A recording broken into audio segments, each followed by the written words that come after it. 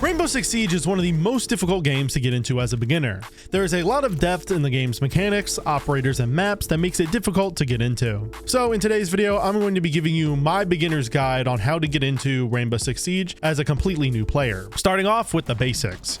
What's your goal in Siege? Well, this all depends on what side you are playing on. Siege's competitive mode is bomb, which places 2 bombs relatively close to each other on the map. The defenders have to use their gadgets, secondary utility, and reinforcements to set up the bomb site, and then they must waste as much time as possible to stop the attackers from being able to plant. The attackers must use their utility to try to make their way into the bomb site to plant the diffuser, and they then must defend it until the bomb is successfully defused. Both teams can also win by eliminating the other team, but this is not the primary objective.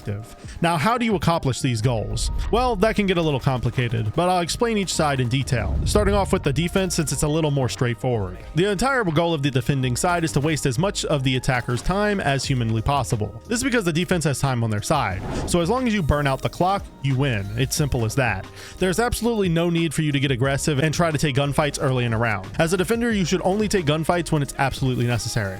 This is where most new players go wrong. They get way too aggressive because they are used to other FPS games, but Siege is completely different. Dying early on gives the attacking side an easy man advantage, and statistically, the team that gets the first kill is significantly more likely to win the round. Speaking of rounds, the way each round starts is in the prep phase. This is the time period in which the defense gets to set up and the attack gets to drone out the building. This is likely the most important part of the round, so pay attention. Firstly, you need to understand reinforcement placement. Typically, you want to place your team's reinforcements on hatches into the bomb site, outside walls into or around the bomb site, and any other soft walls leading outside of the site. Also, you should avoid reinforcing walls and hatches in between the bomb sites because you want to be able to freely rotate between them. The only exception to this is in situations where reinforcement may be necessary to cut off long angles or to give you a better position to play behind and between the bomb sites, but typically reinforcing between the sites is a no-go. Speaking of rotations, this is where impact grenades or your shotguns come in. So you can use these tools to make rotation holes and additional angles between the bomb sites to allow your team to better protect both sites at once. You can also use your impact grenades or shotguns to make holes into the floor or ceiling of the site to allow yourself to hold angles vertically. This can be especially strong in areas where the attackers like to plant, like the couches and hookah on coastline. Obviously, I can't give you in-depth tips for each bomb site because that would make this video ages long, but I do have a video in the works going over how to defend every bomb site, so I'll add a card on the screen now once it's released. In the meantime, these tips should be enough to get you started though. Now that you've set up the bomb site though, what should you do? Well, this depends on your operator and your plan, but generally your goal is to just survive. You can roam off the bomb site to delay the attackers, or you can play on the bomb site to defend a rush. Either way, your goal should be to stay alive as long as possible. And in the situation of a roamer, you should just be wasting time off the attack and then falling back when you get pressure. However, if you choose to play on the bomb site, you should also be periodically hopping on cameras to call out for your team, because information is key, especially for the defense. It allows your team to adapt to where the attackers are coming from and position yourselves accordingly. And it also helps your roamers to be better prepared for where the attackers are coming from. So keep communicating what you are seeing and hearing no matter what role you're playing. But hopping on cameras periodically when you're anchoring is important as well. Anyways, now that we have covered everything on the defense, it is now time for us to move on to the attacking side.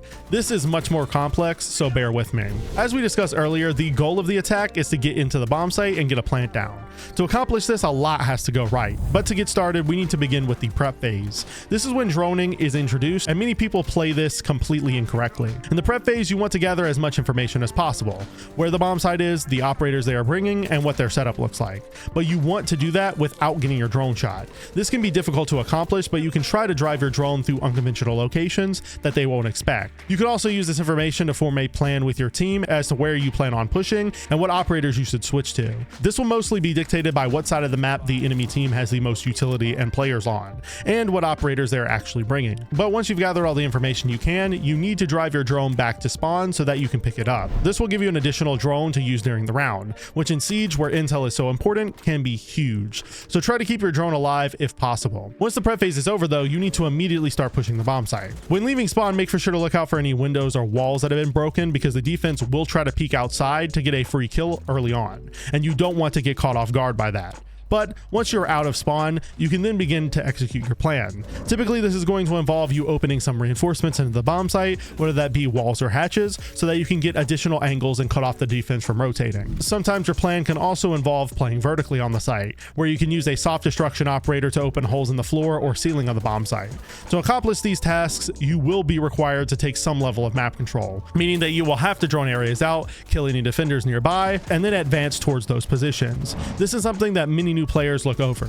You need to be droning every room before you enter to ensure it's clear. It will prevent you from taking gunfights without information, which can give the enemy the upper hand. So try to have a teammate drone you in or drone ahead of yourself before entering any area of the map. Just make for sure you don't waste too much time though, because time is not on your side. But once you've executed your plan properly and you're in position, you can then use smoke grenades and any other operator utility you have left to cut off lines of sight and rotations to get into the bomb site and get the plant down. Then you can just defend the plant from the breaches and vertical holes your team made into the bomb site.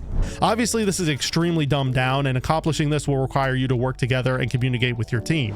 But if you want a more in-depth guide on how to attack, you can watch my attacking guide on my channel on how to do just that. For the sake of this video, we just went over the basics though to help you get by. Now that you know what to generally do on each side, what operator should you prioritize unlocking while playing?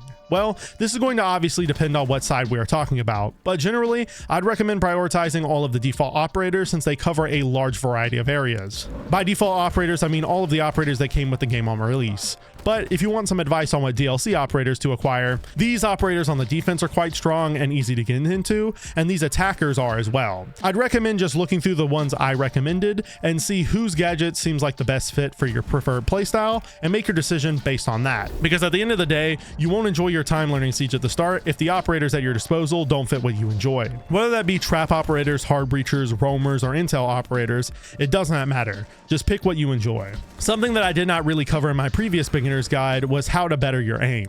Most of this is going to come down to just putting hours in, but you're going to need a proper training routine, and this is what I would recommend you do.